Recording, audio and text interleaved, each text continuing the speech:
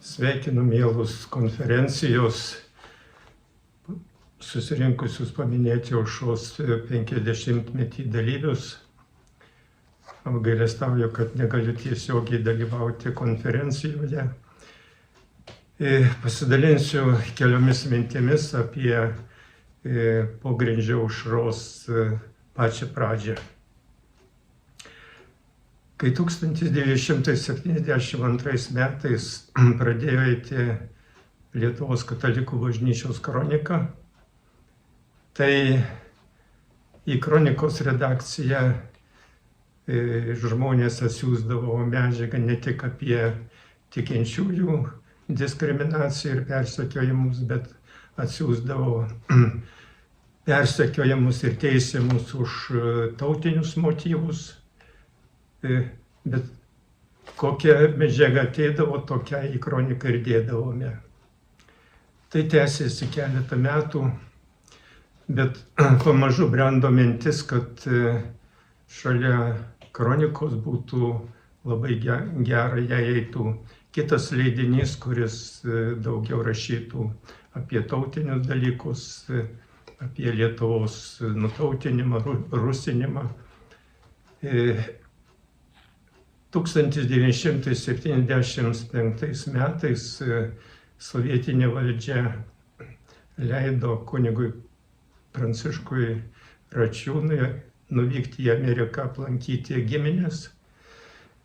Ir ten važinėdamas po Ameriką, susitikdamas su kunigais, kalbėjosi apie kroniką, apie jos reikšmę ir problemas.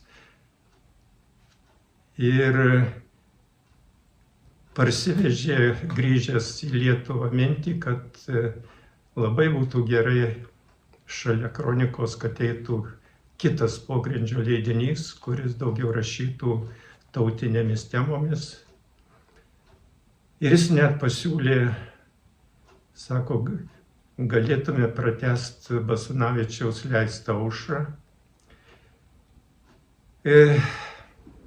Sutikau su jo mintimi ir taip, kad 75 metų pabaigoje išėjo pirmas aušros numeris.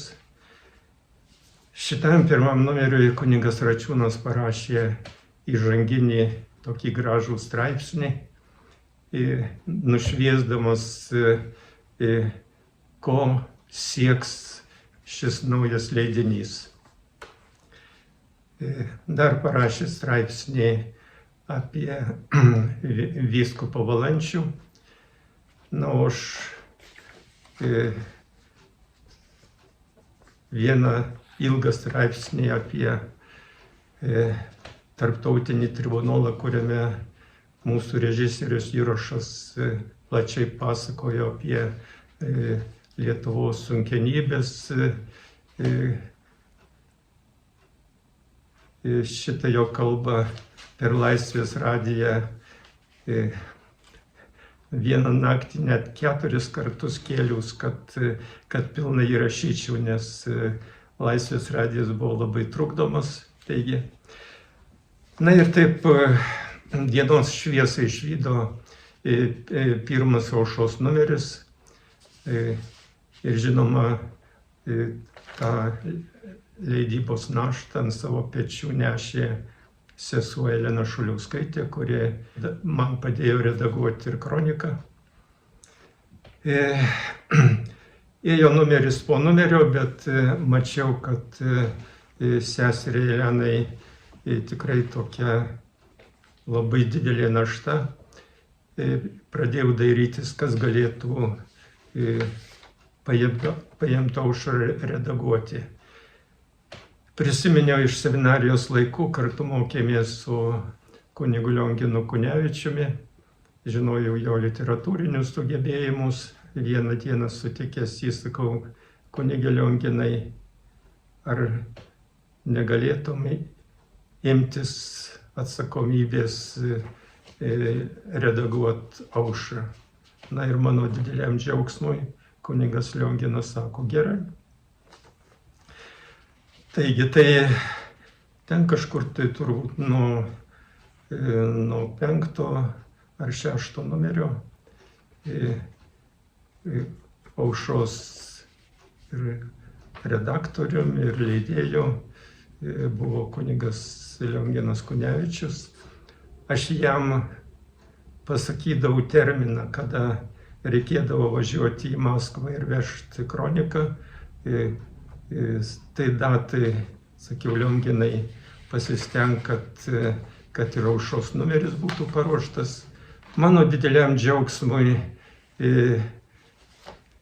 iki pat mano arešto 83 metais kunigas Lionginas punktualiai sutartą dieną atveždavo naujai paruoštą Aušros numerį ir kartu su kronika važiuodavo į Maskvą.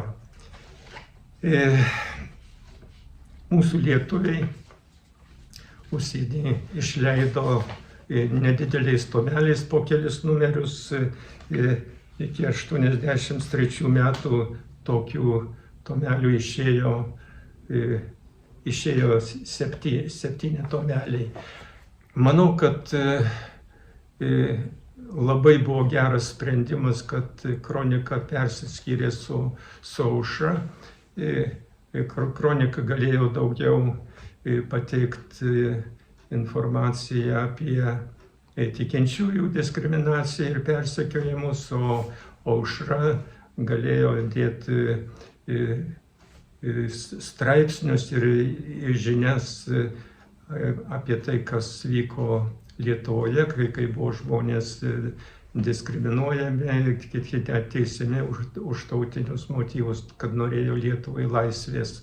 Dėkoju Dievui už tą nelengvą laikotarpį, dėkoju Dievui už tuos drąsius žmonės, kurie nugalėdavo baimę ir kurie ryžosi ant savo pečių nešti tokią tikrai nelengvą naštą.